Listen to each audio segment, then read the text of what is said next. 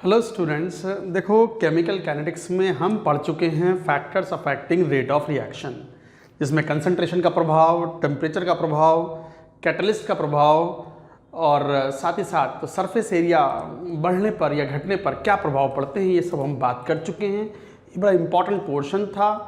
इसके बाद चलिए बात करते हैं मैकेनिज्म ऑफ रिएक्शन की। मैकेनिज्म ऑफ रिएक्शन में हम दो तरह की रिएक्शंस को क्लासिफाई करेंगे, elementary reaction and complex reaction. हम पहले भी कह चुके हैं एलिमेंट्री रिएक्शन वो होती हैं जो एक सिंगल स्टेप में कंप्लीट हो जाती हैं, reactants are converted into products in a single step. जबकि कॉम्प्लेक्स रिएक्शन वो होती हैं जिनमें कई स्टेप के बाद में product, final product is obtain. तो लिखो हेडिंग मैकेनिज्म ऑफ रिएक्शन।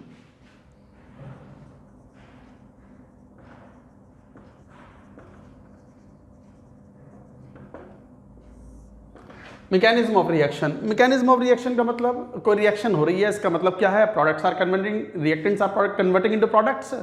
तो रिएक्टेंट्स प्रोडक्ट में कन्वर्ट होते हैं, तो एक सिस्टमेटिक स्टेप वाइज प्रोसीजर क्या है? तो various steps involve systematically in the conversion of the reactants to product is called mechanism. तो it is the collection of various steps involved through which reactants are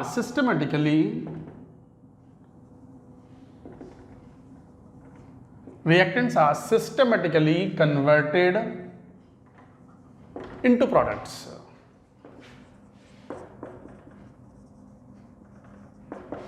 तो guys, mechanism of reaction में it is a collection of the various steps involve through which reactants are systematically converted into product. तो reactants product में convert हुए तो बीच बीच में कौन से steps आए, पहला स्टेप, दूसरा स्टेप, तीसरा step, collection of all these steps is called mechanism of reaction.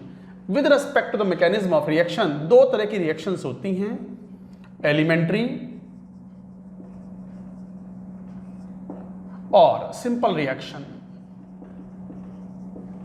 Complex reaction यहीं पे डिफाइन कर देंगे, कॉम्प्लेक्स और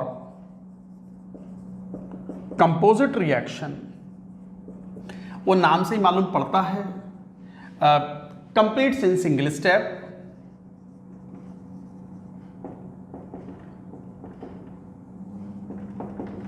एक ही स्टेप में reactants are converted into product. Single step reaction को बोलते हैं एलिमेंट्री और simple reaction. Involves no intermediate formation,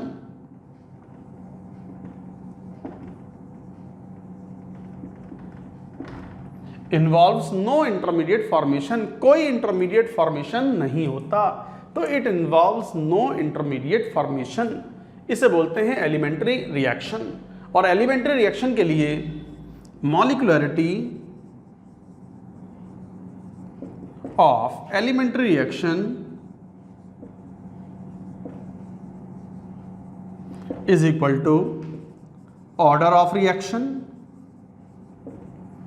is equal to number of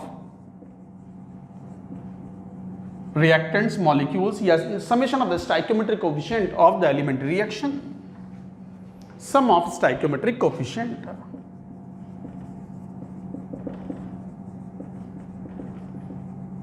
of reactants, but this is strictly applicable only for elementary reaction। अब एक नया शब्द आया, molecularity. क्या है मॉलिक्यूलरिटी? डिफाइन करेंगे, अभी रुको थोड़ा सा।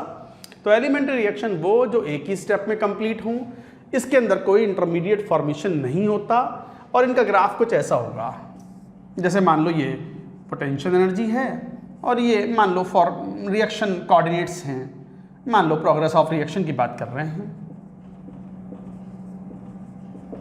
तो it is something like this.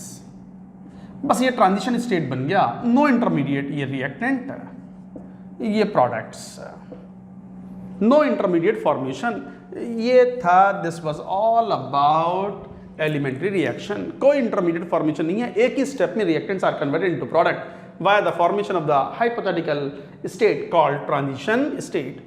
अच्छा, इस केसेस में molecularity of the elementary reaction is equal to the order of reaction is equal to summation of the stoichiometric coefficients of reactants. अच्छा, बात करते हैं कॉम्प्लेक्स रिएक्शन की. What is complex reaction? Which completes in 2 or more number of steps involving at least one reactant, involving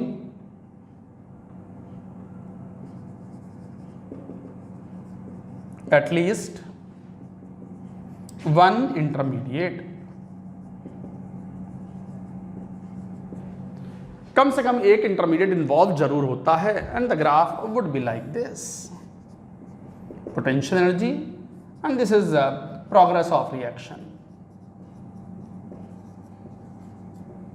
ये graph मान लो इस type के.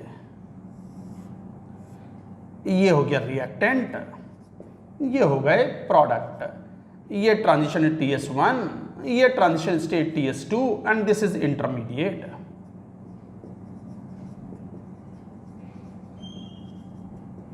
This is intermediate. मैं चेक कर लूं कोई कट तो नहीं गया नीचे से. हाँ बस ठीक है, थोड़ा छोटा हो गया लिखने में, बट समझ जाएं ये रिएक्टेंट हैं. मैं ऊपर बना दूं क्या दोबारा? चलो ये तो बना ही दिया मैंने, दोबारा बना देता हूं. आप एक बार ही बनाना. मैं ऊपर की बात ये हटा रहा हूं. लिख लो पूरी बात, नोट इट डाउन. मैं डायग्राम दोबारा बना देता हूं, थोड़ा छोटा बन गया है.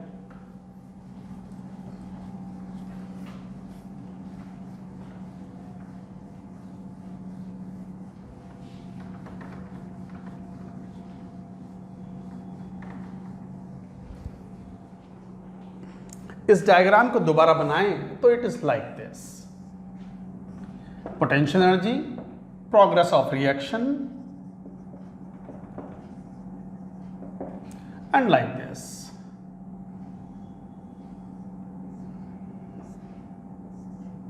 This is reactant, this is product, this is transition state 1, this is transition state 2 and this is intermediate. अच्छा, एक बात ध्यान दो, ट्रांजिशन स्टेट्स हाइपोथेटिकल होते हैं बट इंटरमीडिएट और नॉट. इंटरमीडिएट्स तो आइसोलेट हो जाते हैं और उनको हम स्पेशल कंडीशंस में ऑब्टेन भी कर सकते हैं. तो दिस इज इंटरमीडिएट स्पीशीज. तो इस तरीके से आप ये डिफाइन करते हो, इस तरीके से reactant. So like that you define. तो कम से कम एक इंटरमीडिएट तो जरूर बनेगा और कम से कम 2 स्टेप्स तो होंगे इन द कंपोजिट और कॉम्प्लेक्स रिएक्शन. अच्छा, इसमें एक और पॉइंट लिखेंगे. नेक्स्ट, मान लो कई स्टेप्स हैं किसी कॉम्प्लेक्स रिएक्शन में, कई स्टेप्स में कंप्लीट हो रही है, तो every step is considered to be the elementary step. तो every step involved in a complex reaction is elementary step. हर एक स्टेप अपने आप में एक एलिमेंट्री स्टेप होता है और यहीं पे एक टर्म डिफाइन होता है मॉलिक्युलरिटी. ऑब्वियसली मॉलिक्युलरिटी किसी स्टेप की डिफाइन होगी of a step of reaction is defined as number of atoms, ions, molecules which form transition state and finally convert into product. ये नीचे वाली पॉइंट हटाएंगे, वो लिखा हुआ है आपने.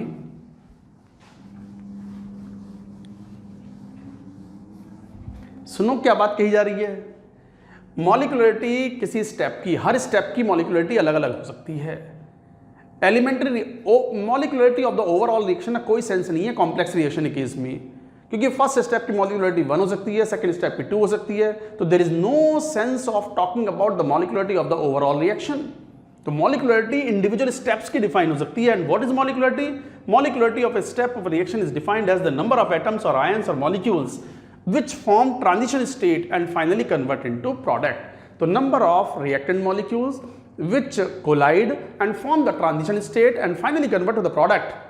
These many number of molecules or atoms or ions is called molecularity. So molecularity can be 1, 2, rarely 3, but not found to be more than 3 and cannot be fractional, negative or 0. लिखो इस बात को. Molecularity is generally one unimolecular reaction कहलाएगी, unimolecular, और 2 bimolecular, और rarely 3 termolecular and not observed to be more than 3 as the probability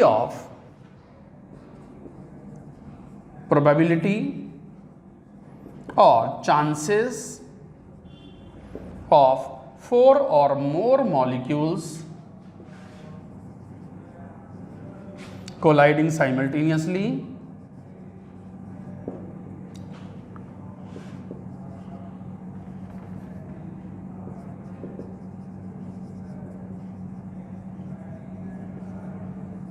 is extremely low.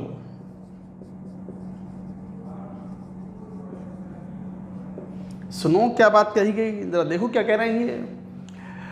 Her step अपने आप में एक एलिमेंट्री स्टेप है, ठीक है.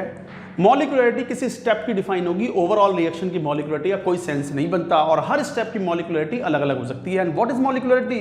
Number of reactant molecules involved in the formation of transition state, that is called molecularity. Molecularity is usually 1 unimolecular, 2 bimolecular, sometimes 3 termolecular, and not observed to be more than 3 as the probability or chances of 4 or more molecules colliding simultaneously is extremely low. एक साथ 4 molecule टकराएं और उनमें time lag बिल्कुल भी ना हो, इस बात के चांसेस बहुत ही रेयर होते हैं. सो इसलिए most of the reactions are unimolecular, bimolecular, sometimes termolecular. They have no tetramolecular वाले रिएक्शंस बहुत ही रेयर, मतलब नहीं पाए जाते, दे आर नॉट ऑब्जर्व्ड. अच्छा, मॉलिक्यूलरिटी कैन नॉट बी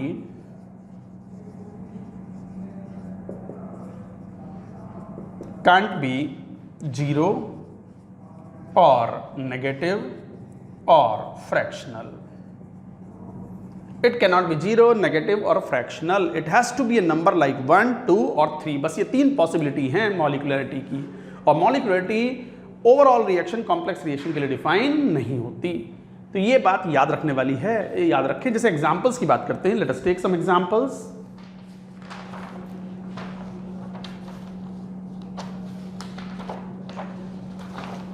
मैं ये एग्जांपल्स बता देता हूं. जैसे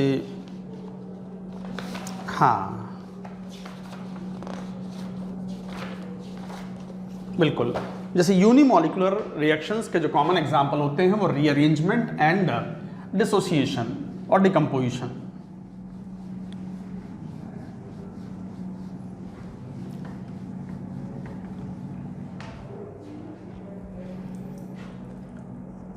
डिकम्पोजिशन और rearrangement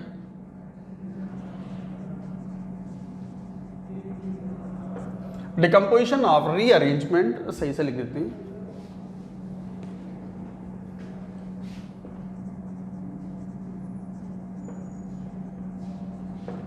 reaction are unimolecular.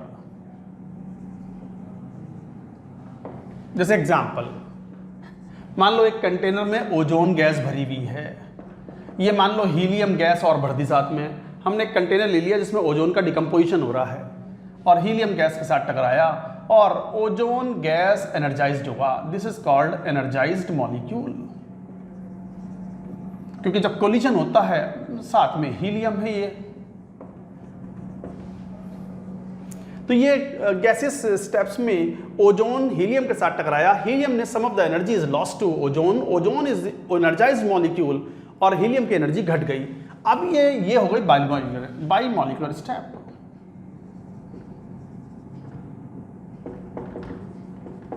This is bimolecular step है ये। अब ये ओजोन जो एनर्जाइज्ड मॉलिक्यूल है ये डिकम्पोज हो जाता है, डिकम्पोजिशन।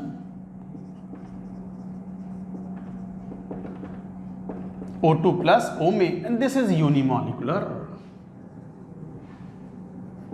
तो एनर्जाइज्ड मॉलिक्यूल का डिकम्पोजिशन, तो डिकम्पोजिशन और रीअरेंजमेंट रिएक्शंस आर यूनिमॉलिक्यूलर। और एक एग्जांपल जैसे CH2 CH2 CH2 साइक्लोप्रोपीन है ये रीअरेंजमेंट हो जाता है इसका।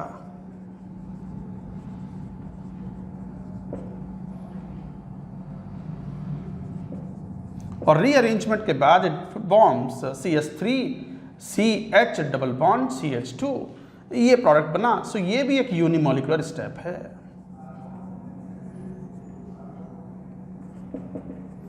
तो दिस रिएक्शन और स्टेप इज यूनिमॉलिक्यूलर। अच्छा, बाइमॉलिक्यूलर रिएक्शन, दो रिएक्टेंट्स करें, जैसे मैंने वो एग्जांपल बताया था बाइमॉलिक्यूलर की एक रिएक्शन जैसे NO, ओजोन लेयर डिप्लीट होती है NO से, NO generally from the exhaust of supersonic jets, बनाता है NO2 प्लस O2। ये एक एलिमेंट्री रिएक्शन है, बाइमॉलिक्यूलर reaction. So like that, these are the common examples. Bimolecular reaction है, these are unimolecular step, this is bimolecular step. So like that you define. और elementary reaction के लिए खास बात यह है, एक ही स्टेप में कंप्लीट होने वाली रिएक्शन है। वो केवल एलिमेंट्री रिएक्शन के लिए आप molecularity of the reaction define कर सकते हो, वरना फिर molecularity of individual steps he define करना पड़ेगा फॉर द कॉम्प्लेक्स रिएक्शन। पूरी कॉम्प्लेक्स रिएक्शन के लिए molecularity of the complex reaction का कोई सेंस नहीं बनता। Molecularity can be 1, 2, commonly, rarely 3, never 4, 5, 6, कुछ भी नहीं, फ्रैक्शनल नहीं, जीरो नहीं, नेगेटिव नहीं। तो गाइज ये था मीनिंग ऑफ मॉलिक्यूलरिटी। अच्छा, zero order reaction can never be, a zero order reaction can't be elementary reaction. क्यों? एलिमेंट्री रिएक्शन में तो नंबर ऑफ रिएक्टेंट्स जितने इन्वॉल्व हैं दैट इज मॉलिक्यूलरिटी, और जीरो ऑर्डर रिएक्शन में एलिमेंट्री रिएक्शन है तो उसकी मॉलिक्यूलरिटी फिर जीरो बन जाएगी, जो कि पॉसिबल नहीं है। तो zero order reaction can not be an elementary reaction. याद रखें, a unimolecular elementary reaction is first order, but the first order reaction need not be the elementary reaction. ये भी बड़ा इंपॉर्टेंट स्टेटमेंट है, ये भी एक important. Unimolecular elementary reaction is first order, but a first order reaction need not be a unimolecular reaction.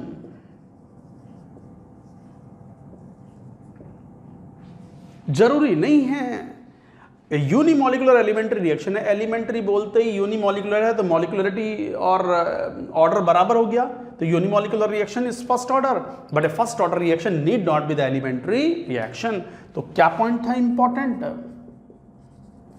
For an elementary reaction molecularity is equal to order, and order is equal to what? Sum of the stoichiometric coefficient of reactants. मैंने लिखा भी था, मैं दोबारा लिख रहा हूं, इतना इंपॉर्टेंट पॉइंट है। Sum of stoichiometric coefficient of reactants। तो गाइज ये कुछ इंपॉर्टेंट बातें थी, you are suppose to understand, you are suppose to remember. Molecularity शब्द बहुत कॉमन है ऑर्गेनिक केमिस्ट्री में भी, जब आप रिएक्शन मैकेनिज्म की बात करते हो, ORM1, ORM2, इस तरीके से ऑर्गेनिक रिएक्शन मैकेनिज्म ORM1, 2, 3 इस तरीके से चलते चले जाते हैं, तो उनमें ये मॉलिक्यूलरिटी वाला शब्द बहुत ही कॉमन है। तो गाइस ये पूरी बात एक बार नोट करें। अब हम मेन मुद्दे पे आते हैं। हमें गिवन मैकेनिज्म दिया जाता है और हमसे कहा जाता है कि रेट लॉ लिखो या ऑर्डर ऑफ द रिएक्शन को डिटरमिन करो, फाइंड आउट करो। उसी पे मेनली क्वेश्चन पूछते हैं जेई मेन में, जेई एडवांस्ड में और खासकर जेई मेन में। जेई मेन को बड़ा खास पसंद है ये कि writing the order of the reaction based on given mechanism. But ये पूरी बात पहले एक बार नोट करें, note it down.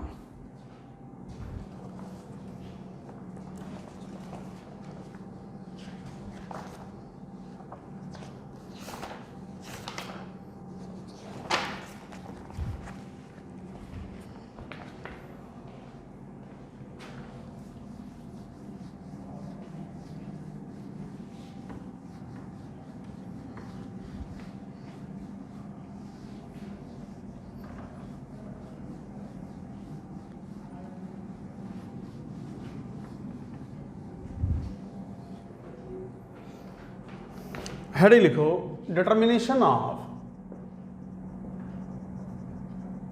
Question mainly इसी पर आते हैं, डिटर्मिनेशन ऑफ रेट लॉ और ऑर्डर ऑफ रिएक्शन। अगर रेट लॉ ही आ गया तो ऑर्डर ऑफ रिएक्शन तो आ ही जाएगा ना। Order of reaction based on given mechanism.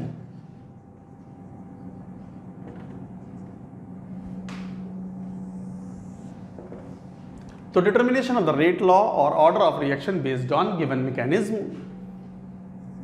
Case 1, मान लो रिएक्शन एलिमेंट्री हो, इससे आसान तो कोई केस हो ही नहीं सकता कि reactants are converted into products in the single step elementary reaction. Reactants convert into products in single step elementary reaction. ये तो सबसे आसान केस है।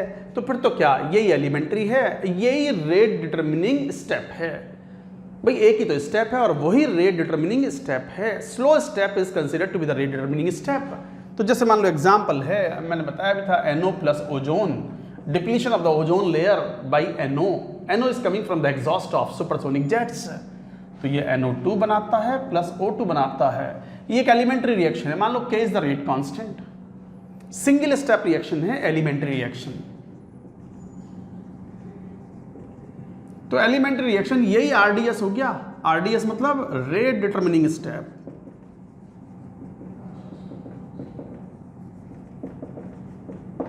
अच्छा, what is rate determining step? What is RDS? RDX नहीं, RDS। एक्सप्लोजिव नहीं है ये, रेट डिटरमिनिंग स्टेप। वैसे तो ऑर्गेनिक केमिस्ट्री में बड़ा कॉमन सा होता है, slowest step in the given mechanism is considered to be the RDS और रेट डिटरमिनिंग स्टेप। अब ये तो एक ही स्टेप में हो रहा है, तो एक ही स्टेप है, सिंगल स्टेप है, तो यही रेट डिटरमिनिंग स्टेप है। Generally the slowest step is the rate determining step. कैसे? जैसे मान लो, मैं ये बड़ा कॉमन एग्जांपल है, assembly of car assembly line होती है। जैसे मारुति का प्लांट है या मानेसर में, दिल्ली के पास में, हरियाणा में मानेसर में असेंबली होती है। अब जैसे कार है, स्टेप्स होते हैं, कार आ रही है, कई बार टीवी में दिखाते भी हैं, रोबोट्स आते हैं, सब कुछ असेंबल करते हैं। कोई टायर लगा रहा है, कोई व्यक्ति है वो बैटरी लगा रहा है, कोई स्टीयरिंग लगा रहा है। मान लो कार आई, कार की बॉडी फिट हो चुकी है। पहले स्टेप में इंजन रखा, दूसरे वाले में टायर लगाए, तीसरे वाले में स्टीयरिंग लगाया और कार बाहर चली गई। पहले वाले ने इंजन लगा करके आगे बढ़ा दिया, दूसरे वाला जो है टायर लगा रहा है। टायर वाला बहुत टाइम लगा रहा है और तीसरा जो स्टेप था वो मान लो स्टीयरिंग लगा करके बाहर भेज दी कार रेडी है, बेच लो, पैसे ले लो। इंजन वाले ने काम फास्ट कर दिया, आगे बढ़ा दी, पीछे से उसके पास कार आ गई और उसने टायर वाले के पास, टायर वाला उसे लगा रहा है, पेंच कस रहा है, वो बोल्ट कस रहा है, और वो आगे वाला जो तो स्टीयरिंग वाला, उसने अपनी कार बाहर भेज दी, खाली खड़ा। टायर लग के आएगी तो मैं स्टीयरिंग लगाऊंगा, तो वो बेचारा खाली खड़ा हो। तो इसका मतलब overall rate of production of car जो बाहर निकल गई, ओवरऑल रेट ऑफ प्रोडक्शन किस पर डिपेंडेंट है? फास्ट वाले लोगों पे नहीं, स्लोएस्ट वालों पे, कि 1 घंटे में कितनी कार असेंबल हो जाएंगी, ये इस वाले व्यक्ति पर डिपेंडेंट है जो टायर लगा रहा है। बहुत स्लो लगा रहा है ये जब तक कार में टायर लगा के नहीं देगा, कितना ही फास्ट कर ले वो स्टीयरिंग वाला, वो तो खाली खड़ा रहेगा। फिर पता चला इसे 5 मिनट लग रहे हैं टायर लगाने में और वो 1 मिनट में ही स्टीयरिंग लगा के आगे दे रहा है, बाहर भेज रहा है, तो वो उसके 4 मिनट तो बेकार हो गए ना। तो इसका मतलब overall rate of production of the car is decided by who? Slowest person. Who is the slowest person? वो टायर लगाने वाला कार में। तो इसका मतलब अगर कोई कॉम्प्लेक्स रिएक्शन है, कई स्टेप्स में, मैकेनिज्म में कई स्टेप्स में reactants are converted into product, तो जो स्लो स्टेप होगा, सबसे स्लो स्टेप होगा, that is considered to be the rate determining step. तो लिख दो slowest step in given mechanism is the RDS, rate determining step. तो सबसे स्लो स्टेप जो होता है वो RDS होता है। अब इसमें तो क्या रेट कांस्टेंट K है, एलिमेंट्री रिएक्शन है, तो फिर तो rate is equal to K concentration of the reactant की पावर 1 ओजोन की power 1। That's it, second order reaction. Order of the reaction is equal to 1 + 1 2। और आपको तो पता ही है एलिमेंट्री रिएक्शन है तो order is equal to molecularity and molecularity is equal to number of the stoichiometric coefficients of the reactants. 1 + 1 2। तो order of the reaction is 2 and this is the rate law. This is called rate law. तो ये था coming to the second case, case 1, जो कि बहुत आसान है। इतना आसान के पूछते भी नहीं एग्जाम में, इतना आसान। नोट करो पूरी बात, नोट इट डाउन।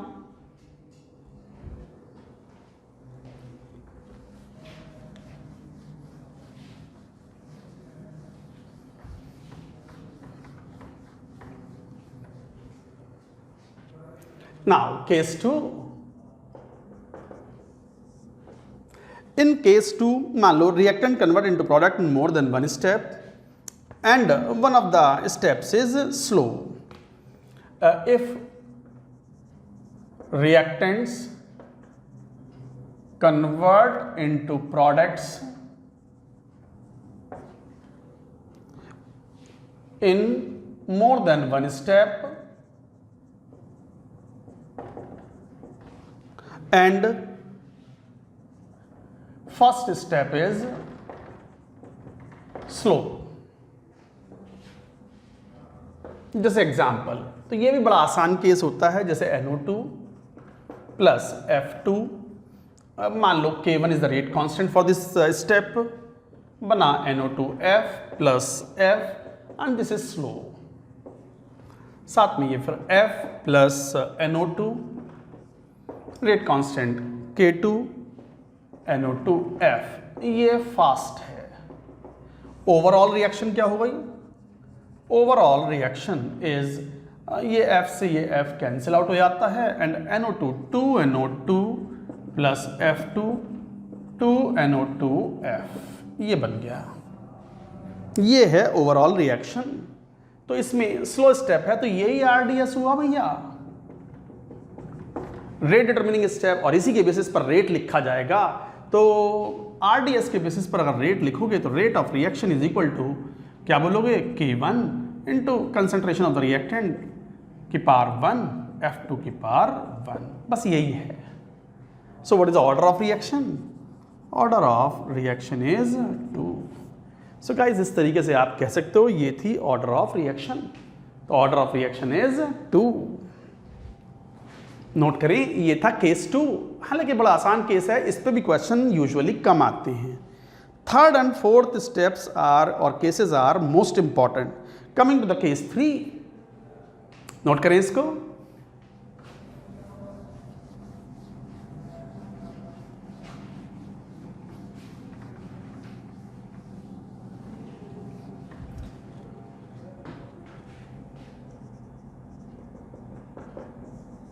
केस 3 क्या है? Case 3, reaction involving intermediate in equilibrium with the reactants. Reaction involving intermediate which is in rapid equilibrium.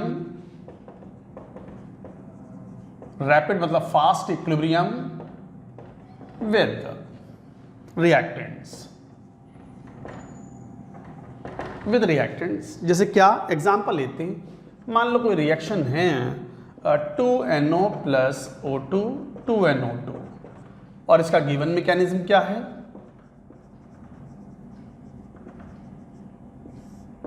Given mechanism is NO plus NO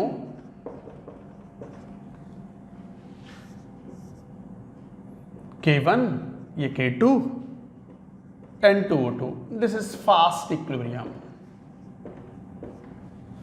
दूसरा N2O2 plus O2 K3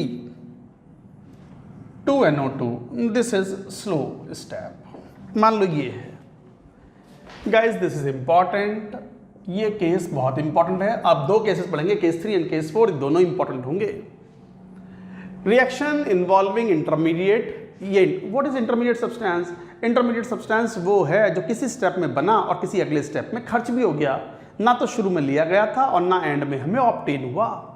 intermediate substance वो होते हैं जो किसी step में बने और किसी अगले स्टेप में खर्च हो भी गए, निमट गए, ना शुरू में लिए ना एंड में ऑब्टेन हुए।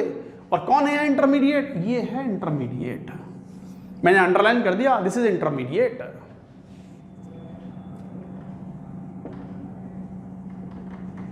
This is intermediate N2O2। तो एक तरीके से ये N2O2 इंटरमीडिएट है। आप जानते हो स्लो स्टेप RDS है और RDS ही डिसाइड करेगा रेट ऑफ रिएक्शन। तो क्या बोलोगे? Rate is equal to K3 into concentration of N2O2 into O2 की पावर 1। ये फाइनल रेट लॉ हो गया? नहीं, फाइनल नहीं है ये रेट लॉ, क्योंकि रेट लॉ के अंदर इंटरमीडिएट आ गया और इंटरमीडिएट सब्सटेंस तो ना तो शुरू में बनता है और ना एंड में ऑब्टेन होता है। तो इसका मतलब our final rate law should not reflect, should not show intermediate concentration. Rate law के अंदर रिएक्टेंट्स हो सकते हैं, प्रोडक्ट्स हो सकते हैं, कैटलिस्ट हो सकता है, बट नॉट इंटरमीडिएट। तो ये बड़ी इंपॉर्टेंट बात है। Note that final rate law can involve concentration of reactants, products, intermediate, etc. but never intermediate नहीं, catalyst, अरे मैं ही गलत catalyst etc. but never intermediate।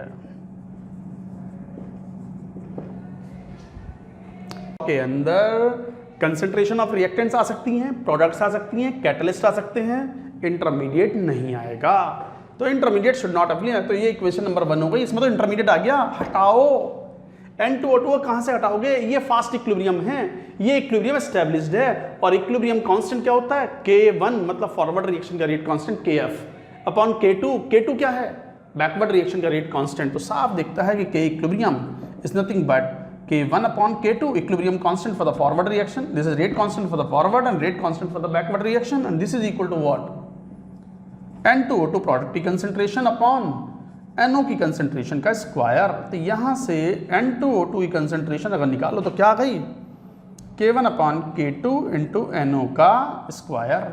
रख दो ये वैल्यू कहां? इक्वेशन नंबर 1 में। तो फिर रेट क्या निकल के आया? देखो ये आ गया K3, तो K1 K3 अपॉन K2 और साथ में NO का स्क्वायर इंटू O2। ये है बस आंसर, ये है answer. And what is the order of reaction? Order of reaction 7, NO के रेस्पेक्ट में 2 प्लस O2 के रेस्पेक्ट में 1, टोटल 3।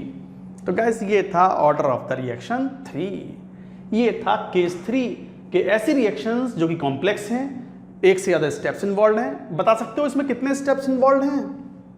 तो अरे 2 ना है, 3 है। फॉरवर्ड रिएक्शन एक अलग रिएक्शन है, बैकवर्ड रिएक्शन एक अलग रिएक्शन है और तीसरी रिएक्शन ये, तो टोटल 3 स्टेप्स हैं।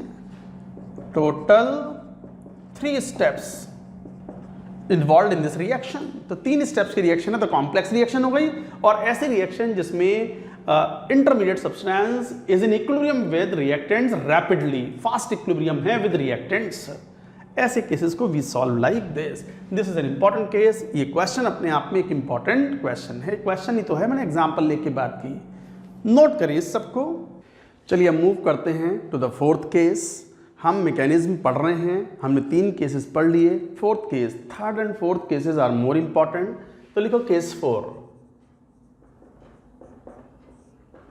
क्या है केस 4? ये वो केस है जहां पर हमें फास्ट और स्लो की इंफॉर्मेशन नहीं दी हुई होती, हमें आरडीएस नहीं पता हुआ होता, हमें स्लो स्टेप के बारे में कोई इंफॉर्मेशन नहीं होती। तब क्या करें इन ए केस ऑफ कॉम्प्लेक्स रिएक्शन? तो व्हेन इंफॉर्मेशन ऑफ फास्ट और slow steps is not known,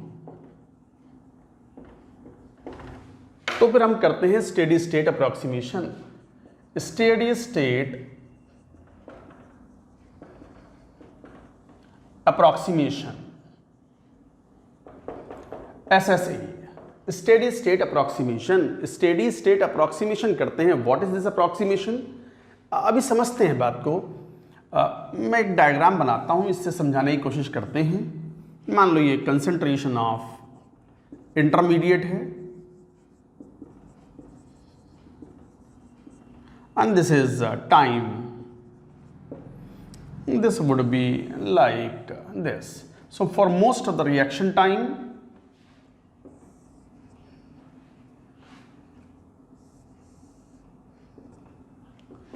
for most reaction time,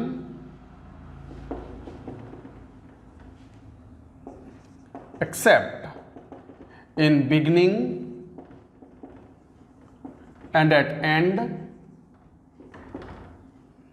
concentration of intermediate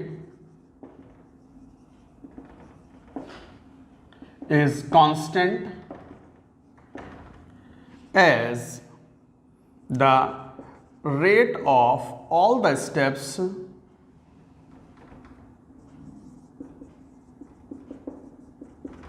involved in reaction, involved in mechanism of reaction are all the rate of all the steps involved in the mechanism of reaction are assumed equal. आप ये पूरी बात एक बार लिखो, मैं बात समझाता हूं क्या है, केस क्या है, what we are going to do in it. देखो क्या कह रहे हैं हम, केस 1 देखो, केस 2 देखो, केस 3 देखो, तीनों में कहीं ना कहीं आपको ये इंफॉर्मेशन प्रोवाइडेड थी कि कौन फास्ट स्टेप है और कौन स्लो स्टेप है। और स्लो स्टेप के बेसिस पर आप रेट लिखते हो, क्योंकि वही रेट डिटरमिनिंग स्टेप होता है, वही रेट डिसाइडिंग स्टेप होता है, आरडीएस बोलते हैं उसको। बट यदि आपको इंफॉर्मेशन ऑफ द फास्ट और स्लो स्टेप कुछ दिया ही ना जाए और कॉम्प्लेक्स रिएक्शन हो, 3, 4, 5, 6 टाइप के स्टेप्स हों, उसमें कई सारे स्टेप्स हों, और यही ना दिया जाए कौन फास्ट है कौन स्लो है, आप कैसे पता लगाओगे कि ये आरडीएस है और ये फास्ट है, ये स्लो है एंड समथिंग लाइक दैट? तो फिर आपको एजम्पशन लेना पड़ेगा, और वो एजम्पशन है स्टेडी स्टेट अप्रोक्सीमेशन। एजम्पशन और approximation we will have to do. Assumption से भी बेहतर वर्ड है, अप्रोक्सीमेशन करना पड़ेगा, SSA। क्या अप्रोक्सीमेशन? जब हमें यही ना पता कि ये 4 स्टेप्स रिएक्शन में इन्वॉल्व हैं या 5 स्टेप्स रिएक्शन में इन्वॉल्व हैं और कौन फास्ट है कौन स्लो है, तो हम कैसे मान लें कौन सा फास्टर है कौन सा स्लोअर है? हम तो सभी के रेट्स को बराबर मान लेते हैं। So rate of all the steps involve in the mechanism of the reaction are assumed equal, same मान लिए हमने। तो इसका मतलब अगर मान लो पहले स्टेप में और सेकेंड स्टेप का रेट बराबर है, तो पहले स्टेप में कहीं कोई इंटरमीडिएट बना होगा, तभी तो सेकेंड स्टेप आया। बगैर इंटरमीडिएट के you can not shift from the first step to second, second to third, तो इंटरमीडिएट तो होना जरूरी है।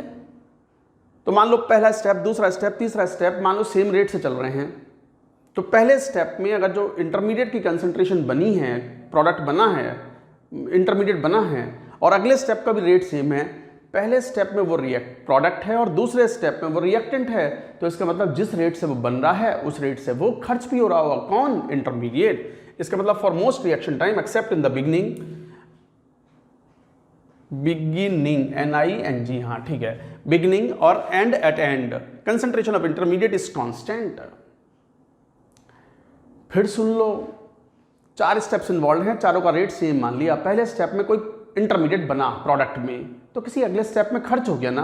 और rate of formation of the intermediate in the first step is equal to the rate of intermediate to get consumed in the second step बराबर है, तो concentration of intermediate will be constant. और intermediate की concentration I मान लो intermediate है, अगर ये कांस्टेंट है during the progress of the reaction for most time, तो D I upon D T will be equal to 0।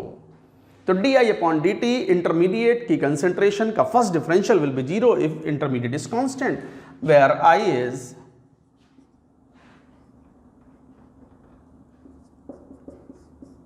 concentration of intermediate. तो गाइज ये बड़ा इंपॉर्टेंट बात था। तो इसका मतलब स्टेडी स्टेट अप्रोक्सीमेशन किस पे अप्लाई करते हैं? इंटरमीडिएट पे। उसका क्या? उसका कंसंट्रेशन का first differential should be equal to 0, क्योंकि सभी स्टेप्स को हम सेम रेट से प्रोसीड करता हुआ मानते हैं। मैं इस बात को फिर लिख देता हूं। In SSA we assume all the steps proceeding with same rate, और सेम रेट से सभी स्टेप चलेंगे तो intermediate concentration will become constant. Constant है तो उसका first differential should be equal to 0 and this is called SSA। यही है SSA। SSA हमेशा किस पे अप्लाई करते हैं? इंटरमीडिएट पर। कैसे? मैं एक एग्जांपल लेके के बात करता हूं। Let us take one example. पहले ये पूरी बात नोट करो, नोट इट डाउन।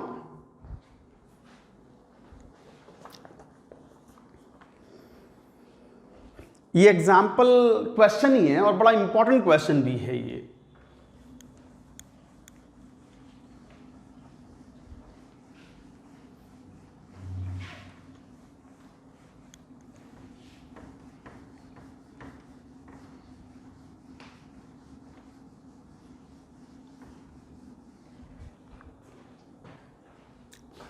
क्या?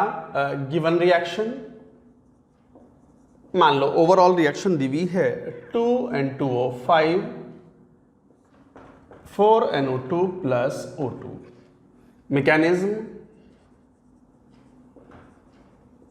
That is given as N2O5।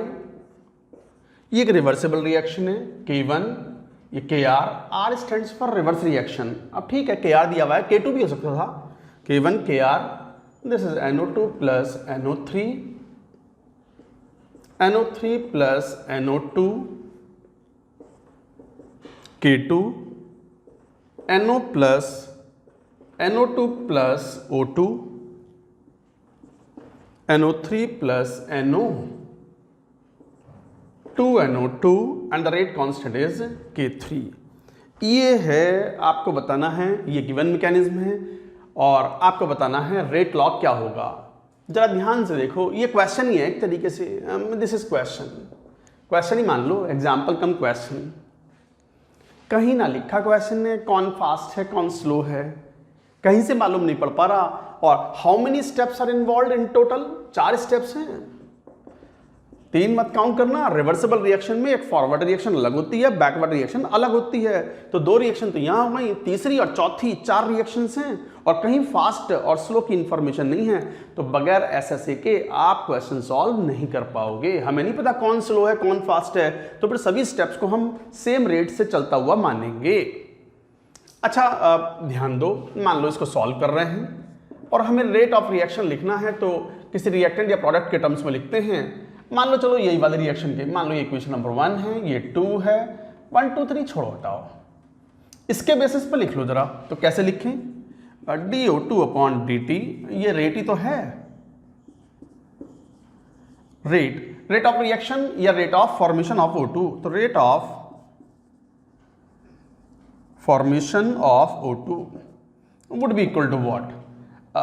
इस स्टेप का rate constant K2 into NO3 and NO2। तो सर क्या ये रेट लॉ हो गया? नहीं हुआ। आपको अभी थोड़ी देर पहले हमने बोला ही था कि रेट लॉ के अंदर इंटरमीडिएट अलाउड नहीं है। इंटरमीडिएट कहाँ है? अंडरलाइन कर लो, ये NO3 इंटरमीडिएट है, ये NO3 इंटरमीडिएट है, ये NO भी इंटरमीडिएट है, ये NO भी इंटरमीडिएट है। NO3 ना रिएक्टेंट में लिया ना प्रोडक्ट पे बना। NO ना रिएक्टेंट में लिया ना प्रोडक्ट में बना, तो NO और NO3 बोथ आर इंटरमीडिएट। तो इसका मतलब NO3 को हटाओ यहां से, इसका क्या काम यहां। तो फिर क्या करें, स्टेडी स्टेट अप्रोक्सीमेशन, इसे इक्वेशन नंबर 1 बोल दो। अप्लाई करो SSA ऑन NO3, तो क्या बोल दोगे, dNO3 upon dt should be equal to 0। लिखना बंद करो, जरा सुनो इधर ध्यान से, dNO3 upon dt is equal to 0, ये लिखना है अपने को। अच्छा, ये dNO3 अपॉन dt क्या है, net rate of formation of NO3। तो rate of formation of NO3 देखो कहां से बन रहा है, NO3 पहली रिएक्शन में, ये दो रिएक्शंस हैं, फॉरवर्ड रिएक्शन में बन रहा है और बैकवर्ड रिएक्शन में घट रहा है। तो ये तो फॉर्मेशन की बात कर रहे हैं, तो NO3 फॉर्मेशन किस वाले रेट कांस्टेंट से, NO3 का रेट कांस्टेंट क्या है, 1 इंटू K1। तो 1 इंटू K1, 1 क्यों लगाया है, NO3 का स्टाइकोमेट्रिक कोफिशिएंट 1 है, into concentration of the reactant N2O5। पूरी बात सुनना ध्यान से, लिखना बाद में, पहले सुनो। तो 1 इंटू K1, NO3 का rate constant of formation 1 into K1 into concentration of the reactant, minus क्यों, डिसअपियर भी तो हो रहा है, बैकवर्ड रिएक्शन के लिए रिएक्टेंट ये हैं और डिसअपियर हो रहा है, और NO3 का रेट कांस्टेंट बैकवर्ड रिएक्शन के लिए क्या हो गया, 1 into KR into concentration of the reactant, backward reaction के लिए रिएक्टेंट N2O5 नहीं है, कौन है, NO3 as well as NO2। तो NO2 हो गया, माइनस NO3 यहां भी खर्च हो रहा है, डिसअपियरेंस है, और ये तो ओवरऑल अपीयरेंस है ना, नेट रेट ऑफ अपीयरेंस, तो डिसअपियरेंस वाले घटाओ तो minus K2 into NO3 and NO2। आगे एक्सप्रेशन, और साथ में इस वाले रेट से भी घट रहा है, NO3 यहां भी खर्च हो रहा है, minus K3 NO3 and NO। ये आ गया expression, and should be equal to 0। यहां से NO3 की कंसंट्रेशन फाइंड आउट कर लेते, बट फंस गए, कहां फंस गए, NO और आ गया इसमें साथ में, NO भी तो इंटरमीडिएट है। एक बार फिर SSA अप्लाई करो, किस पर, NO पर। Applying SSA on NO also, तो dNO upon dt should be equal to 0, dNO upon dt should be equal to 0। करियो जरा बराबर, NO पर लगाओ, NO पहली दूसरी रिएक्शन में तो है नहीं। अच्छा, dNO अपॉन dt क्या है, net rate of appearance of NO, net rate of appearance, तो अपीयरेंस वालों को पॉजिटिव लो, डिसअपीयरेंस वालों को घटाना है। अपीयरेंस यहां है, appearance with rate constant 1 K2 into concentration of the reactant NO3 into NO2, और यहां से घट रहा है माइनस 1 K3। 1 समझ गए ना, यहां भी 1 ही आना था, वो समझ गए 1 क्यों ले रहे हैं, क्योंकि स्टाइकोमेट्रिक कोफिशिएंट 1 है NO वाले, 1 K3 NO3 into NO is equal to 0। ये इक्वेशन आ गई।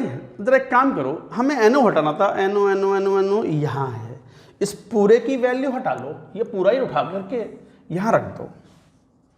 जरा पूरा उठा करके यहां रखोगे तो देखो क्या हुआ, इस पूरे को रखोगे तो ये K2 इंटू NO3 और NO2 आ जाएगा, K2 इंटू NO3 और NO2, ये सेम टर्म आ गए, और NO3 NO2 भी कॉमन है, तो ये देखो ऐसा आ जाएगा, K1 N2O5 माइनस KR, और ये हो जाएगा 2K2 KR plus 2K2 NO3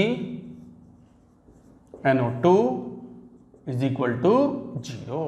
आप जब वैल्यू रखोगे तो ये आ जाएगी, जैसे ये वैल्यू रखोगे K2 के टर्म्स में, तो K2 2K2 हो गए, और बाकी ये सब कॉमन है, KR प्लस 2K2 हो गया। ये क्या चाहिए था हमें, NO3 चाहिए था, तो NO3 की वैल्यू क्या आ गई, जरा देखना, K1 N2O5 upon KR plus 2K2 and NO2, यही आई। अब ये वाली वैल्यू रख लो उठा के इक्वेशन नंबर 1 में, हो गया काम, यही तो पर्पस था, मुश्किल ना है सवाल। सिस्टमेटिकली समझें तो बस यहाँ से expression dO2 upon dt would be equal to K2 और NO3 की वैल्यू जब रखोगे तो NO2 कैंसिल हो जाएगा और ये आ जाएगा K1 upon Kr plus 2K2 into N2O5। That's it guys, यही है, बस यही आ गया। Of course it is a first order reaction, तो ऑर्डर ऑफ रिएक्शन इज 1, यही आंसर है। क्वेश्चन पूछते हैं तो this is the rate law, final rate law N2O5 के टर्म्स में which is a reactant. Intermediate के टर्म्स में रेट लॉ नहीं लिखना है। इसकी प्रैक्टिस के लिए एक बार नहीं 2 बार रफ कॉपी में लिखे, एक बार तो फेयर में लिखो, समझ के लिखो, और एक बार रफ में भी लिखना, ताकि ये बात समझ में आए। कहने का मतलब ये है कि यदि किसी क्वेश्चन में फास्ट या स्लो स्टेप्स की इंफॉर्मेशन क्वेश्चन में ना दी गई हो तो आपको स्टेडी स्टेट अप्रॉक्सीमेशन करना ही पड़ेगा, एग्जैक्टली नहीं लिख सकते, जिसके अंदर सभी रेट्स, सभी स्टेप्स के रेट्स हम इक्वल मान लेंगे, और इक्वल मान लेंगे तो फिर concentration of the intermediate for most of the reaction time period will become constant, and constant है तो उसका first differential will be equal to 0। Let's take another question. ये मेरे पास क्वेश्चन है, रिएक्शन है 2C14H10 plus H nu light and this is C28H20। Mechanism, it is given in the question C14H10 plus H nu. I is the intensity of light,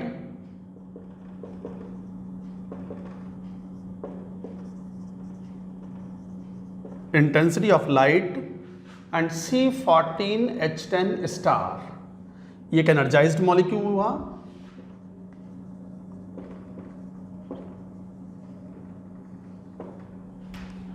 This C14H10 star collides with another CH10. This is K2. C14 C28 H20 and C14H10 star K3 is the rate constant, and this converts to C14H10 plus H nu dash, light emitted.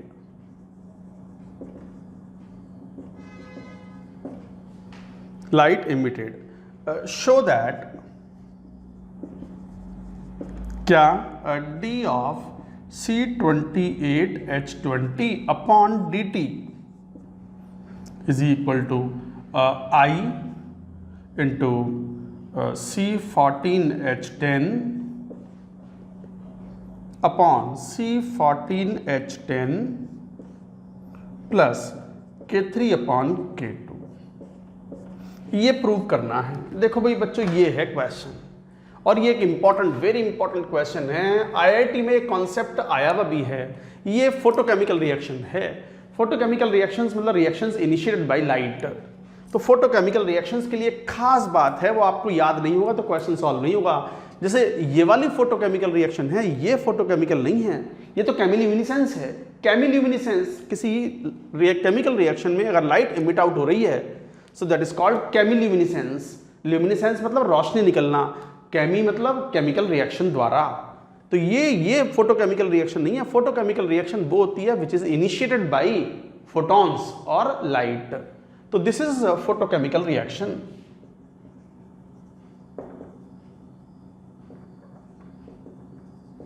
और photochemical reaction के लिए खास बात होती है कि rate of photochemical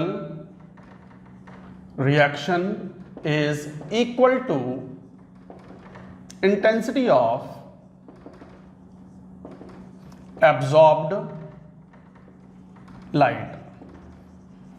ये खास बात है, दिस इज वेरी इंपॉर्टेंट। और ये स्टेटमेंट आईआईटी में आया हुआ है, ये स्टेटमेंट अपने आप में आईआईटी में आया हुआ है। ऑर्गेनिक केमिस्ट्री में फोटोकेमिकल रिएक्शंस होती हैं, वहां पढ़ते भी हो। तो rate of the photochemical reaction is equal to the intensity of the light absorbed. अब बस सॉल्व कर लो, बाकी तो क्या। हमें देखो, हमें क्या चाहिए, DC28 H20 upon dt is equal to, ये चाहिए, ये कौन से स्टेप में है, ये वाले स्टेप में। तो क्या हो गया, उस स्टेप से देखो तो rate constant K2 into C14H10 star and C14H10। क्या ये रेट लॉ चलेगा? नहीं चलेगा। क्यों? क्योंकि C14H10 स्टार जो है वो एक इंटरमीडिएट हुआ, दिस इज इंटरमीडिएट। इंटरमीडिएट है तो स्टेडी स्टेट अप्रॉक्सीमेशन अप्लाई करना पड़ेगा। तो SSA ऑन किस पर? C14H10 स्टार पर। तो क्या बोलोगे? dC14H10 star upon dt should be equal to 0। जरा देखना एक्सप्रेशन कहाँ है, फॉर्मेशन पहले से आई, बस आई। क्या? Rate of photochemical reaction is equal to intensity of the light, absorb light and does not depend on concentration of reactants. Cut तो नहीं गया? मैं चेक कर लूं जरा। And does not depend on the concentration of reactant, बच गया। Reactant पर डिपेंड ही नहीं करता भाई। जैसे ये फोटोकेमिकल स्टेप है, फोटोकेमिकल रिएक्शन में rate of reaction is just equal to और directly proportional to the intensity of light. Reactant से कोई लेना देना नहीं है, तो बस आई हो गया। अब माइनस, यहां खर्च हो रहा है, खर्च हो रहा है तो माइनस करोगे, तो minus K2 into concentration of the reactant C14H10 star, C14H10। यहां भी खर्च हो रहा है, minus K3 into concentration of C14H10 star and should be equal to 0। जरा यहां से C14H10 की वैल्यू निकालना, तो C14H10 स्टार की value would be I upon, this is K2 C14H10 plus K3। आ गई वैल्यू। जरा ये वैल्यू पुट कर लो in equation number 1। Putting this value in equation 1, तो क्या क्या, D C28H20 upon dt is equal to K2 into C14H10 into C14H10 star की वैल्यू रख लो जरा, I upon K2 C14H10 plus K3। बस यही आंसर है। हमें किस टर्म्स में चाहिए? I इंटू C14H10 चाहिए, K2 से डिवाइड कर दो, तो K2 से डिवाइड कर दो पूरी इक्वेशन को, तो यहाँ K3 अपॉन K2 और ये K2 कैंसिल आउट हो गया, आगे expression prove.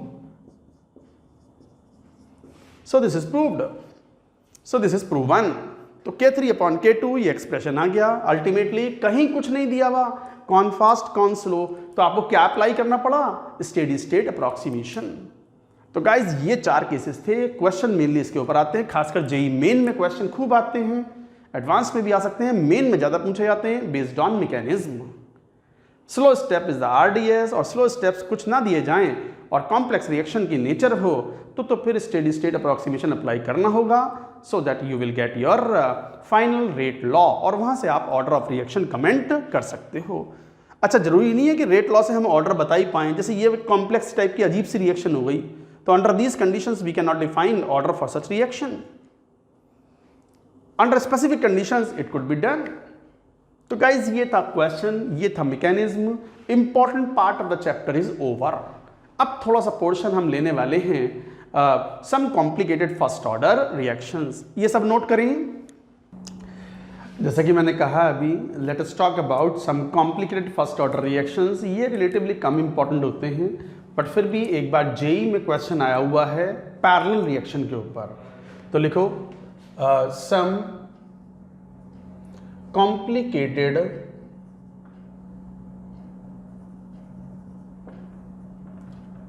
First order reaction या टिपिकल फर्स्ट ऑर्डर रिएक्शन। जैसे फर्स्ट पैरेलल और कंपीटिंग रिएक्शन। पैरेलल और कंपीटिंग रिएक्शन, कंपीट करने वाली रिएक्शन। जरा दो रिएक्शंस को समझो। मान लो ये A converting to B plus C है, और एक रिएक्शन है A converting to B, A converting to C, K1 K2। दोनों रिएक्शन अलग अलग हैं। पहली रिएक्शन कंपीट नहीं कर रही। पहली रिएक्शन में B का रेट कांस्टेंट भी 1K है और C का रेट कांस्टेंट भी 1K है। ये समझ रहे हो ना, 1K क्यों बोल रहा हूं? स्टोइकियोमेट्रिक कोएफिशिएंट से मल्टीप्लाई कर देते हैं तो B का रेट कांस्टेंट 1K है, C का रेट कांस्टेंट। अच्छा सुनो मैं और थोड़ा सा बेहतर बना देता हूं फॉर अंडरस्टैंडिंग। मान लो 2 ले लो तो B का रेट कांस्टेंट क्या हुआ? KB is equal to 1K और C का रेट कांस्टेंट कैसी क्या हुआ? 2K। तो इसका मतलब C का रेट ऑफ फॉर्मेशन B के रेट ऑफ फॉर्मेशन से डबल है। बट ध्यान दो, ये हमेशा 1:2 के रेशियो में बनेंगे, हमेशा 1:2 के रेशियो में बनेंगे, मोलर रेशियो में। सो this is not a competing reaction, it is not a competing reaction. Competing reaction ये है, मान लो यहां 2C कर दिया मैंने, अगर यहां 2C कर दिया तो ध्यान दो, ऐसा नहीं है कि ये 1 और 2 के रेशियो में ही मिले। It all depends on value of K1 and K2। B का रेट कांस्टेंट K1 है, C का रेट कांस्टेंट 2K2 है। भले ये 2K2 है बट अगर K1 की वैल्यू बहुत लार्ज हुई तो पता चला B के मोल्स ज्यादा बने और C के मोल्स कम बने, तो B and C will not be obtained in 1:2 ratio. No, they will not be obtained क्योंकि K1 K2 values are not equal. So this is competing reaction और पैरेलल रिएक्शन।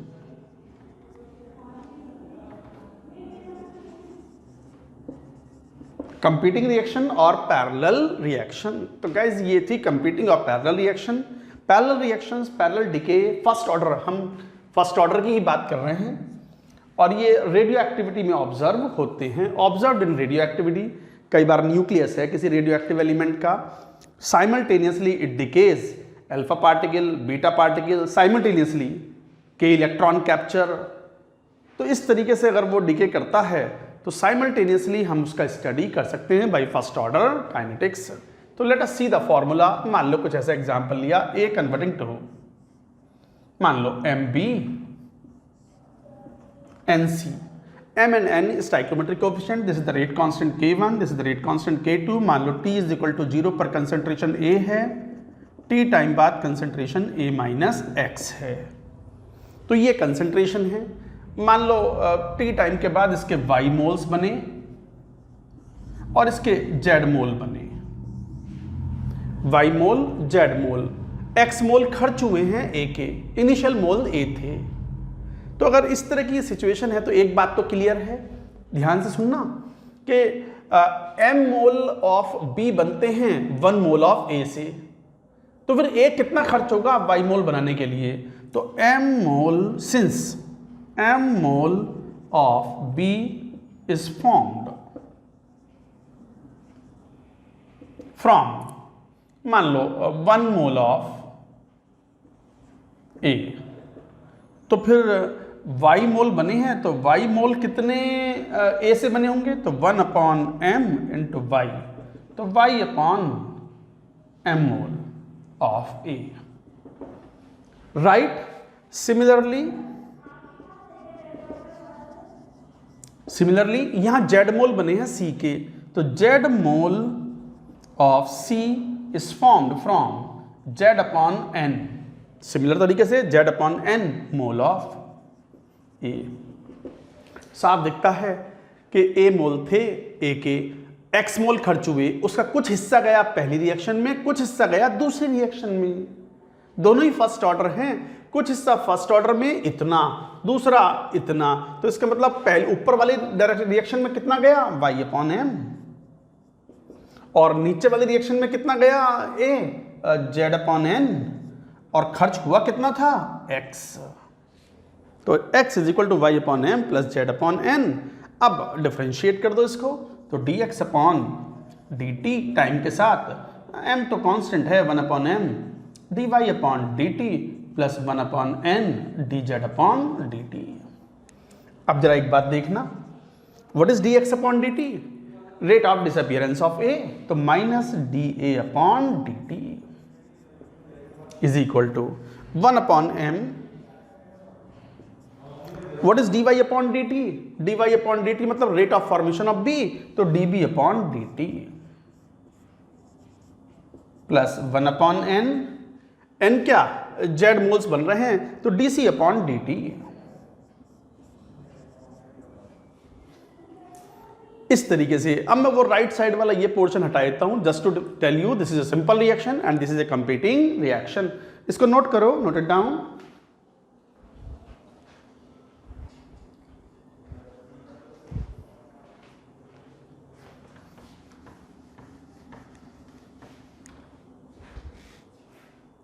जरा देखिए इसको, तो यहां से minus D A upon D T would be equal to 1 upon M. जरा देखना, D B upon D T rate of formation of B first order है, बोथ फर्स्ट ऑर्डर है।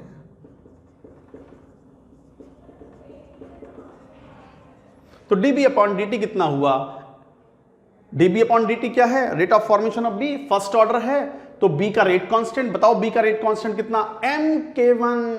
मैं यही तो कह रहा हूं, बी का रेट, ये केवन क्या है, rate constant of disappearance of A. तो फिर बी का रेट कांस्टेंट कितना होगा, एम के वन, और सी के फॉर्मेशन का रेट कांस्टेंट कितना, एन के टू। तो M K one into concentration of A of course at a time T, T plus 1 upon N. बताओ Z, D Z upon D T क्या है, D C upon D T क्या है, rate of formation of C N K two into A. हालांकि derivations उतने important है नहीं, अगर आप चाहो तो इन्हें स्किप भी कर सकते हो, फॉर्मूले भी याद करके काम चला सकते हो। एन से एम कैंसिल, एन से N cancel, minus D A upon D T would be equal to K one plus K two concentration A T. यहां से minus D A T upon A T is equal to K one plus K two D T. Integrate करो 0 से लेके T तक, ए not से लेके A T तक। इस तरीके से इंटीग्रेट करोगे तो क्या, minus L N A T upon A naught is equal to K one plus K two. ये इंटीग्रेशन कुछ नया नहीं है, आप पढ़ चुके हो। तो यहां से जो एक्सप्रेशन आता है वो आता है t is equal to 1 upon K one plus K two L N A naught upon A T, और A T is equal to A naught E की power minus K one plus K two T. तो guys ये था expression of concentration of A, बची हुई concentration of A after time T, A naught initial concentration of A की power minus K one plus K two T. पूरी बात note करो। अब यहीं पे एक बात कहेंगे कि इफेक्टिव रेट कांस्टेंट फिर क्या हो गया, के वन प्लस के टू। अगर पैरेलल पाथ हैं लाइक दिस, नोट डाउन।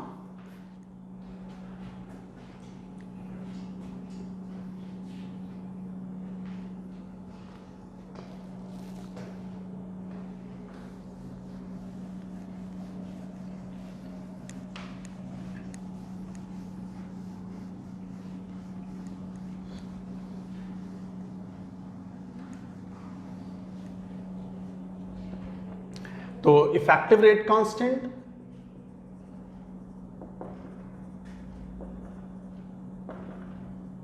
के is equal to K one plus K to. अगर दो पाथ हैं पैरेलल रिएक्शन में, अगर 3 पाथ होते तो क्या फॉर्मूला बन जाता, के is equal to K one plus K two plus के थ्री। Select the sequence. और के क्या होता है, फर्स्ट ऑर्डर रिएक्शन है तो ln2 upon T half overall is equal to ln2 upon T half 1 plus ln2 upon T half 2। First path की half life, second path की half life, and this is the overall half life overall. तो यहां से आप you भी कह सकते हो कि 1 upon T half overall is equal to 1 upon T half for the first path, 1 upon T half for the second path. Question solve करने में these concepts will be useful. Not only that, आप इसे you भी कह सकते हो, जैसे ये था एम के एम बी एन सी के वन के टू। मान लो पहले पाथ की एक्टिवेशन एनर्जी E1 है, दूसरे पाथ की एक्टिवेशन एनर्जी E2 है, तो भी आप कर सकते हो सॉल्व। वो कैसे, how we can write, how we can derive, भाई K is equal to what, K one plus K two. Arrhenius equation apply करना तो क्या बोलोगे, ए ई की power minus E A overall upon R T. A1 e की power minus EA1 upon RT plus A2 e की power minus EA2 upon RT। Expression find out करना है तो डिफरेंशिएट कर दो। Differentiating with respect to t, तो differentiate करोगे तो क्या हुआ, a e की power minus EA upon RT, तो ये ऐसे ही आ गया, into minus EA upon RT square. Minus minus plus हो गया, तो माइनस साइन तो आ ही गया, और माइनस माइनस प्लस। भाई a e की पावर माइनस एक्स का इंटीग्रल, e की पावर माइनस तो x तो है ही, और माइनस एक्स का इंटीग्रल और ले लिया, तो माइनस तो है ही EA अपॉन R, और 1 अपॉन टी स्क्वायर माइनस में और आ गया, is equal to A1 e की power minus EA1 upon RT into EA1 upon RT square plus A2 e की power minus EA2 upon RT into EA2 upon RT square.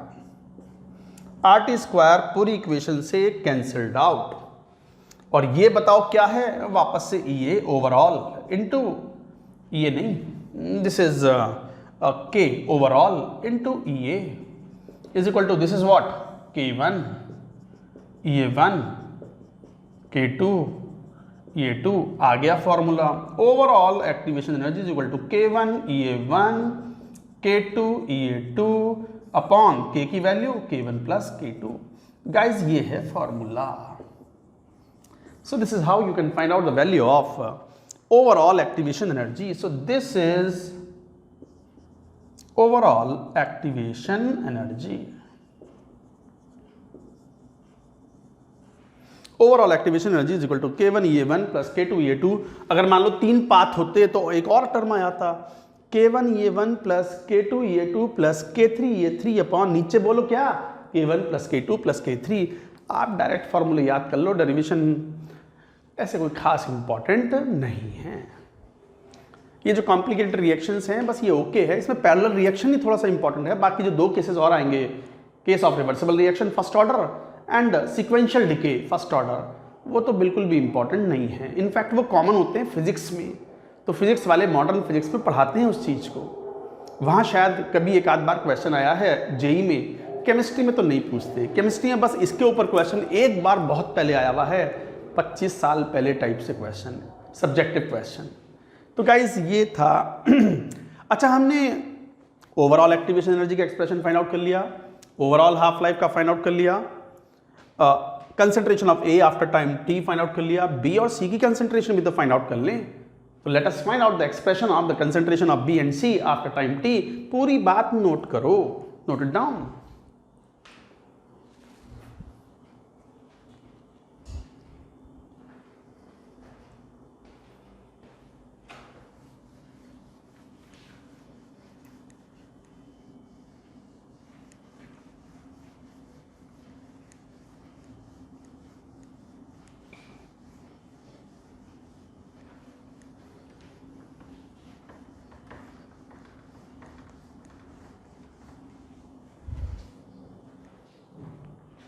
जैसे यहीं पे एक बात करें कंसंट्रेशन ऑफ, तो expression of concentration of B and C at an instant, that is BT and CT at an instant, ये find out करना। करो फाइंड आउट। आपको पता है कि dB अपॉन dt किसके बराबर है, mK1 into concentration of AT, यही तो है। इसको ऐसे लिख लो, तो dB इज इक्वल टू, इधर ले आओ तो mK1 और AT का एक्सप्रेशन क्या था, A0 e की power minus K1 plus K2 T, यही था, इंटू dt। इंटीग्रेट कर लो, बाकी सब तो कांस्टेंट ही है। कहाँ, 0 से लेके t तक। डिफरेंशियल इंटीग्रल का साइन हट गया, तो BT would be equal to what, mK1 A0। जरा करना इंटीग्रेट, e की पावर माइनस x, तो ये तो यही आ गया, e की power minus K1 plus K2 T, limit लग गई 0 से लेके t तक, upon minus K1 plus K2, यही तो हुआ। करो इंटीग्रेट इसको। लगाओ लिमिट, तो m k1 a not upon ये k1 प्लस k2 है, और माइनस साइन को एडजस्ट करोगे तो 1 माइनस e की power minus k1 plus k2 t। Guys ये है expression of b after time t। Direct formula याद कर लो, चलेगा। सिमिलरली b की जगह c भी फाइंड आउट कर सकते हो। Similarly concentration of c after time t would be what? Concentration of c after time t, बस m k1 की जगह क्या आ जाएगा? n k2 upon k1 plus k2 तो कॉमन टर्म्स हैं, आएगा ही। a नॉट कॉमन टर्म है, ब्रैकेट के अंदर जो भरा हुआ है दैट इज ऑल्सो कॉमन, तो 1 माइनस e की power minus k1 plus k2 into T. ये एक्सप्रेशन हुआ c का।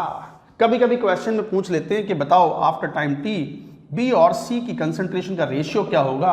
रेशियो अगर लोगे b और c की कंसंट्रेशन आफ्टर टाइम t, सारा कचरा कैंसिल आउट हो जाएगा। ये फालतू की चीज़ें हैवी वाली जिनसे कैलकुलेशन हैवी हो जाती है, एंड a नॉट भी कैंसिल, k1 प्लस k2 भी cancel, m k1 upon n k2, this would be the expression. तो गाइज ये थे एक्सप्रेशन, ये था analysis of the competing reactions और पैरेलल डिके और parallel first order reaction. Mind it all first order की expression तो है ये। तो इस तरीके से आप ये डिफाइन करते हो। Let's take one question on it. Note करो इसको, एक सवाल लिखते हैं इसके ऊपर।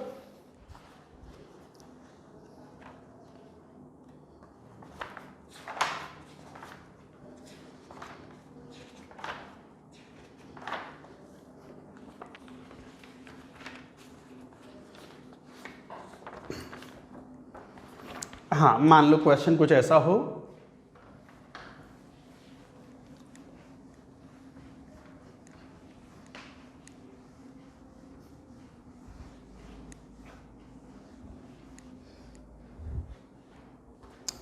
मान लो क्वेश्चन कुछ ऐसा हो कि A converting to B C through the parallel decay K1 K2 K1 की पावर XR माइनस 1 और K1 upon K2 is equal to 1 upon 10।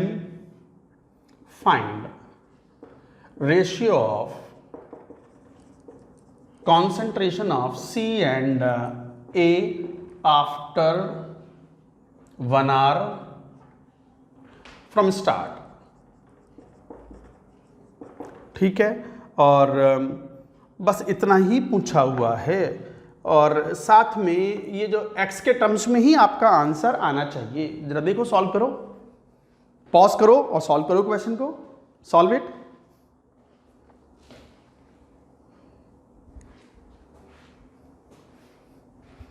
देखो क्वेश्चन को, A converting to B and C, साफ तो क्लियर है कि एक तो K1 अपॉन K2 जो रेशियो है that is equal to 1 upon 10। तो K1 तो दिया हुआ है x, तो K2 की वैल्यू हो गई 10 K1 10x R माइनस 1। हमें चाहिए concentration of C after 1 R upon concentration of A 1 R के बाद में। क्या फार्मूला होता है? C की कंसंट्रेशन का प्रोडक्ट n की वैल्यू 1, तो 1 into K2 upon K1 plus K, याद है फार्मूला अभी लिखा था, into concentration of A not. अच्छा, A नॉट की कंसंट्रेशन तो कैंसिल आउट हो जाएगी, ब्रैकेट में 1 माइनस e की power minus K1 plus K2 into T कितना 1 R, अब लो टी के टर्म्स में रख लो अभी तो, upon what is A not, what is A not e की power minus K1 plus K2 T. यही था। A नॉट से A not cancel, K2 is 10x upon K1 plus K2 x plus 10x, और यहाँ आ गया ये e की power K1 plus K2 t minus 1। और जरा सॉल्व करियो, x से x कैंसिल, 10/11 e की power 11x plus 10x 11x into 1 minus 1 R find out करना है, तो 10 अपॉन 11 e की power 11x minus 1। That's it, यही आंसर है। चेक कर लेते हैं एक बार। Yes, this is the answer. It is a simple question, formula based. अगर फॉर्मूले क्लियर हैं तो क्वेश्चन एकदम आसान होगा। तो नोट करें, ये था पहला क्या? इट वॉज पैरेलल डीके और सीक्वेंशियल, पैरेलल डीके और कंपीटिंग रिएक्शन। चलिए बात करते हैं इसमें सेकेंड टाइप का, केस ऑफ रिवर्सिबल रिएक्शन। क्या पढ़ रहे हैं हम? Some complicated first order reactions. तो ये नोट करो पहले पूरी बात।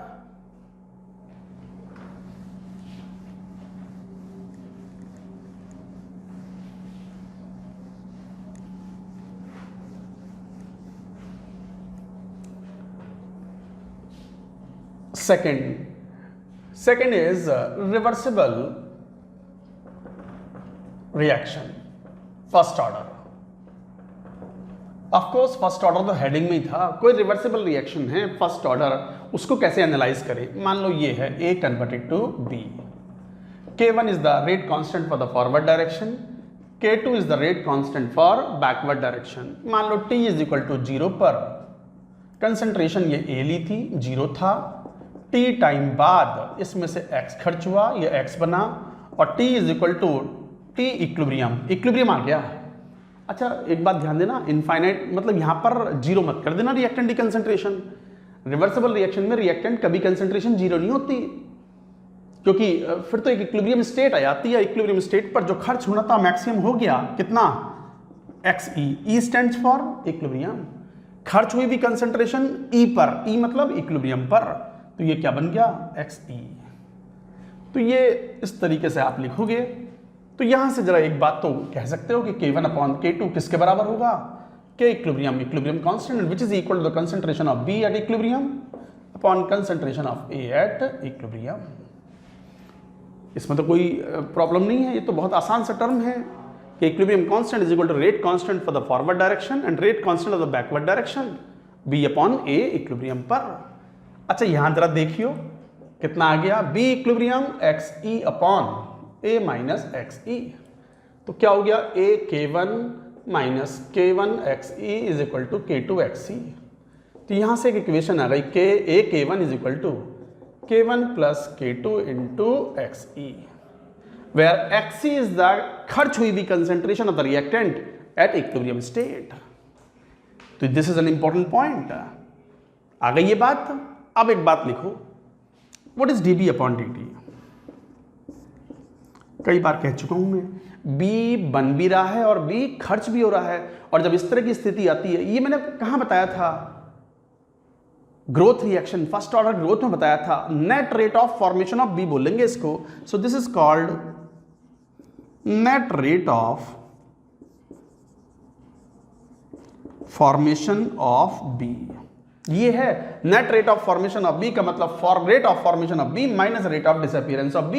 B फॉर्म हो रहा है K1 वाले से, तो B का रेट कांस्टेंट कितना? 1 K1।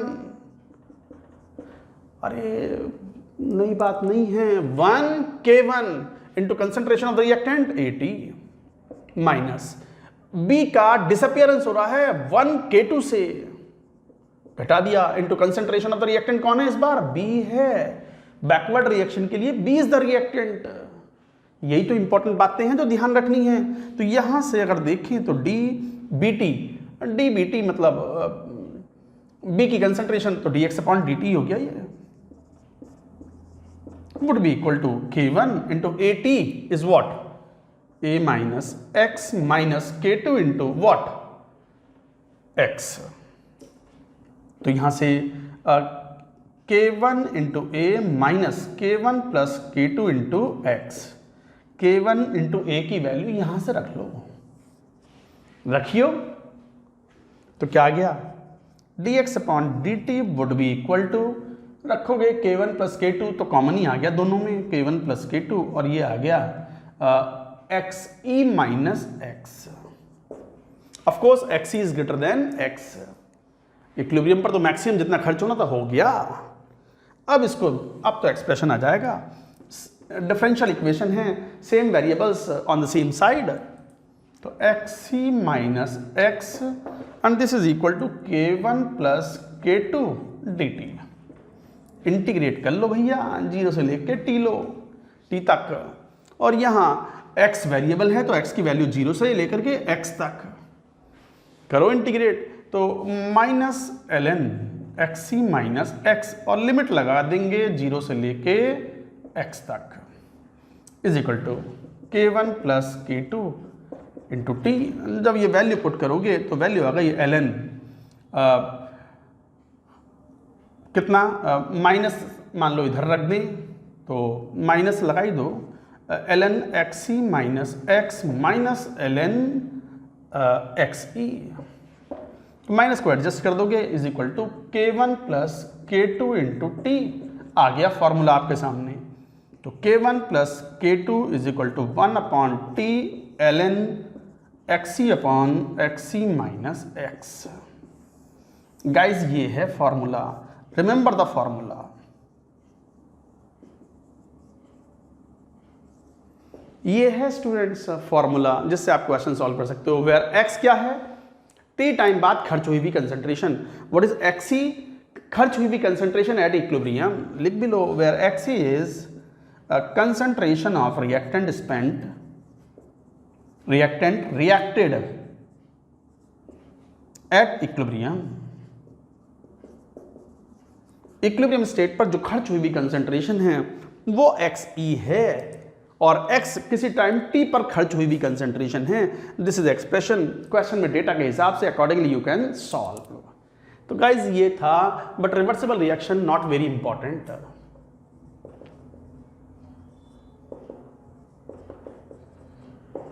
ना जेई मेन ना JEE advance, not very important. Not very important का मतलब, सो इसका मतलब क्या है, पढ़ना है या नहीं पढ़ना है? पढ़ना तो है, अंडरस्टैंडिंग बढ़ती है, नॉलेज बढ़ती है। कब नहीं पढ़ना? अभी तो स्टूडेंट्स जैसे क्या है, मान लो अक्टूबर चल रहा है, जेई मेन मान लो जनवरी में आएगा, एडवांस तो और बाद में आएगा। अभी तो लग रहा है सब कुछ करना है, I will do it, I will do that. पढ़ते चले जा रहे हैं सब कुछ, बढ़िया बात है, पढ़ना भी चाहिए। फिर आ गया एग्जाम, अचानक से देखा अरे ये तो जनवरी का फर्स्ट वीक चल रहा है, 5 दिन बाद जेई का एग्जाम है, 4 दिन बाद जेई का एग्जाम है, अब क्या करूं? मैंने तो रिवाइज ही ना करा, चलो करता हूं। अब करता हूं तो फिर काइनेटिक्स का नंबर आया रिवीजन करते करते, और काइनेटिक्स में रिवीजन आया तो अब और 4-5 दिन भी नहीं बचे, अब 2 ही दिन बचे हैं। अब क्या करूं? एक काम करता हूं, monitoring the progress of reaction छोड़ देता हूं, टाइम नहीं है, क्या करूं? ये फर्स्ट ऑर्डर मेथड से किस तरीके से एक्सपेरिमेंटल डिटर्मिनेशन है ये भी छोड़ देता हूं। चलो एक काम करता हूं, रिवर्सिबल रिएक्शन पढ़ लेता हूं। अरे पागल हो गया, ऐसी इमरजेंसी में अगर छोड़ना हुआ तो क्या छोड़ोगे? ये छोड़ोगे ना, reversible reaction. Monitoring the progress of reaction क्यों छोड़ोगे? उस पर तो जेई में क्वेश्चन आते हैं। Experimental determination of order of reaction क्यों छोड़ोगे? उस पर ही तो क्वेश्चन आते हैं। छोड़ना है ऐसे मौके पे तो फिर ये छोड़ना पड़ेगा, ये छोड़ो। तो कई बार स्टूडेंट्स को कम टाइम अगर अवेलेबल हो, प्रॉपर मैनेजमेंट ना हो पाया हो, जो कि अक्सर आपके साथ होता है। आपके हर 3 हफ्ते पर टेस्ट होते हैं, टेस्ट से पहले हर टेस्ट देने के बाद सोचते हो अगली बार देखना क्या करता हूँ, पहले से ही तैयारी करके रखूंगा, शुरू से तैयारी करूंगा, टेस्ट बढ़िया से फोड़ के आऊँगा बढ़िया से। फिर वही चीज़ रिपीट हो जाती है, अरे यार रिवीजन ना कर पाया, इसलिए कई क्वेश्चन सॉल्व नहीं कर पाया, फार्मूला भी याद नहीं आता, सिंपल फार्मूला भी याद नहीं आता अगर रिवीजन प्रॉपर ना हो तो ये जेई में भी कई बार स्टूडेंट्स के साथ होता है। और जो स्टूडेंट सावधान हैं, पढ़ के चल रहे हैं, प्लानिंग के साथ चल रहे हैं, समय पर सोते हैं, समय पर खाते हैं, समय पे, हाँ, तो ऐसे केसेस में उनको दिक्कत नहीं आती। बट थोड़ा सा अगर मिसमैनेजमेंट हुआ टाइम का तो फिर ये स्थिति आ जाती है जो मैंने अभी बयां की है, बताई है।